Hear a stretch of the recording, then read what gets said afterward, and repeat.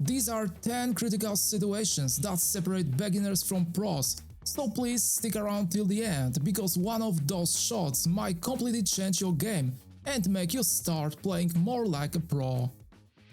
Watch carefully, every detail matters. We need to get from one ball to the A ball, however, the biggest problem makes this try ball, which forces us to play A ball into that corner pocket. Making one ball is a quite obvious thing, but when we try to apply a lot of inside spin and use one rail positioning, then we can see that the cue ball is not able to reach position area. Even outside spin and very creative 4-rail positioning is not possible, because cue ball lands far away from the side rail.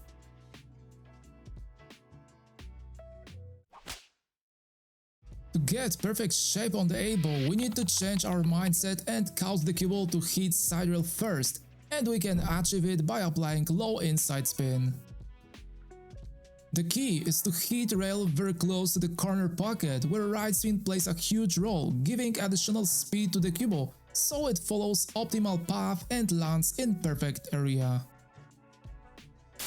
However, you need to avoid hitting the side rail too high, because then cue ball will lose a lot of momentum and you will not be able to get shape on the 8 ball. Let's talk about this 8 ball scenario. We need to play 4 ball and get shape on the 8 ball, but as you can see, the 9 ball blocks the possibility to make 8 ball into this corner pocket. We are actually forced to make position to the right side of the table, and yes, you can say that we can apply a lot of top left spin and go around the table to this area. And well, this is a very nice option, but look how much effort you need to make, and additionally, there is a high risk that you misjudge this shot due to high amount of side spin. The key in this shot is to play a deep and smooth draw shot to transfer the cue ball to the intended area using only one rail. However, if we hit the cue ball very hard with bad quality stroke, then it goes directly towards the left side of the table and we are in a very bad position. So the next time, do not squeeze your cue and hit the cue ball very low. Going forward, we experience this really annoying situation where the 8 ball and 9 ball are frozen together in such a way that this combo is directed a bit more towards the side rail, which means that when we hit the 8 ball straight, then we are not able to pocket the 9 ball because it hits the rail very early. Even if we try to cut the 8 ball very thin, then 9 ball goes a bit longer, but not enough to pocket that ball. Instead, you have to use rail first, which causes the cue ball to hit the 8 ball from the other side, because then we are able to pocket the 9 ball. Let's imagine that you put the cue ball right in front of that combo. If we hit it perfectly straight, then 9 ball hits the side rail here. If we hit it on its right side, then the 9 ball goes even more to the left, but if we hit this combo on its left side, then the 9 ball goes perfectly towards the pocket and doesn't even touch the side rail. And this is caused by the cut-induced throw factor, which means that the cue ball always pushes the object ball slightly to the outside. The difference is clearly visible if we compare all 3 shots with different contact points. Using this technique, we are able to send the 9 ball further down the table and pocket it without bigger problems. Okay, but now let's talk about this 9 ball scenario. The cue ball is located in a really awkward place, very close to the corner pocket, making it extremely difficult to get from the 8 ball to the 9 ball. So the next time, use this simple trick. Aim the 8 ball here with the intention of playing a 1 rail bank shot. If you hit a ball too thin, then it ends on bottom rail, while the cue ball goes up, and you will leave your opponent with a really awkward shot. It is extremely important to avoid hitting the A-ball too fake, because there might be a double kiss between balls. But hey, if you make that ball, then you get perfect shape on the 9 ball, so please be sure to call that ball if necessary. Alright, moving on. We face this extremely common situation where we need to make position to the 9 ball, which is placed on the foot spot. You need to forget applying a lot of low right spin and use one rail precise positioning to the 9 ball. Very often players try to use this solution, but in most cases it results in very bad and too short positioning to the final ball on the table. Instead, use only a bit of low right, more speed and multi-rail positioning. This causes the cue ball to go towards the opposite side rail and hit it right behind the pocket, creating a perfect position to the 9 ball. Using multi-rail positioning in pool is a perfect way to control the cue ball with less effort, which in most cases makes our game much easier and more consistent. So please, don't forget about it. Let's imagine that you face this A ball and you need to make position to the 9 ball, which is located on the foot spot. I'm practically sure that most players will try to roll this ball to leave the cue ball on the right side of the table. When we face thinner shots, then low speed may expose us to the effect of cut-induced throw, which means that the cue ball is actually sticking to the object ball at impact, pushing it slightly forward, so in most cases you can aim the shot correctly, but still miss because of this.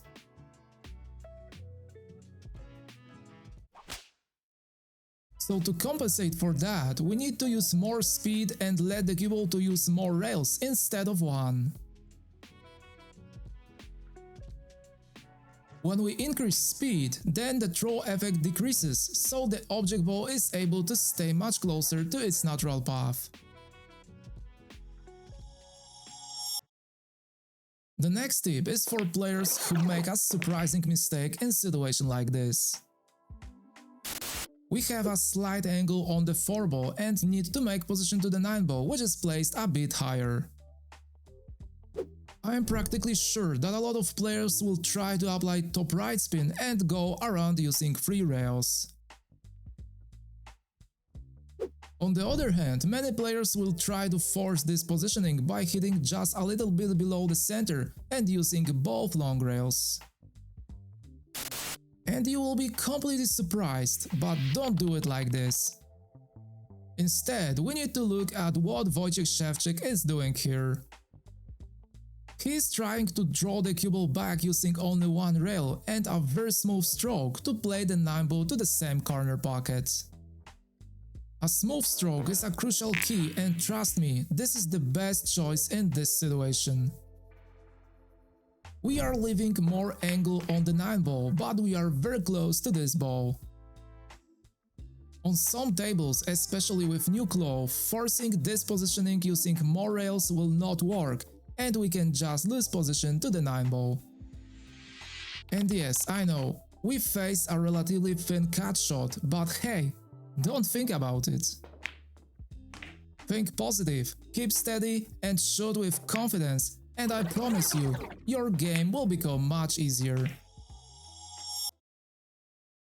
This situation seems easy, but reality shows how often players make a big mistake. We experience quite long straight-in shot on the A ball and we need to get to the 9 ball, which is located on the foot spot. This what I am doing here is a very common mistake among many players because I am trying desperately to create an angle out of nowhere to move the cue ball closer to the 9 ball. This type of shot forces me to use more speed and slightly cheat the pocket to the left, which in this case results in a huge miss. We should definitely avoid forcing this positioning and play A ball much softer, because then there is a much higher chance to make that ball, even if we do not hit very well. But if we look closer at this situation, we can find a very interesting thing. If we play a perfect stop shot, then we will be able to make a more comfortable and slightly longer bridge, because the cue ball lands in a place where we don't have a rail directly under the cue shaft. From this place, I'm able to make the 9 ball without any problems, and it didn't take me much effort one shot earlier on the 8 ball. Alright, the next trick helped me a lot in really awkward situations like this, where we have quite a high angle on the 1 ball and need to make position to the 8 ball. The biggest problem make these stripe balls, which highly limit our possibilities. If we remove this stripe ball, then this situation is very easy, because we need to apply just a bit of topspin and after contacting both long rails, land on the right side of the table with perfect shape on the 8 ball. But unfortunately, this stripe ball makes it impossible, because the cue ball immediately hits this ball and goes towards the center area of the table. Even leaving the cue ball in the place of the stripe ball is not a good solution, because there are 2 other balls that effectively block access to the 8 ball.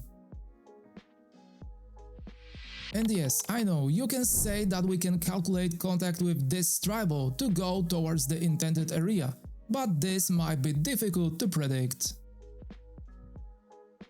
Instead, you need to use low right spin and execute a drag shot. The cue ball slows down dramatically right before making contact with the object ball, but still has a lot of right rotation, which makes a huge difference after contact with side rail. This causes the cue ball to gain additional rail grip, which significantly widens the angle of reflection, and the cue ball lands in perfect area.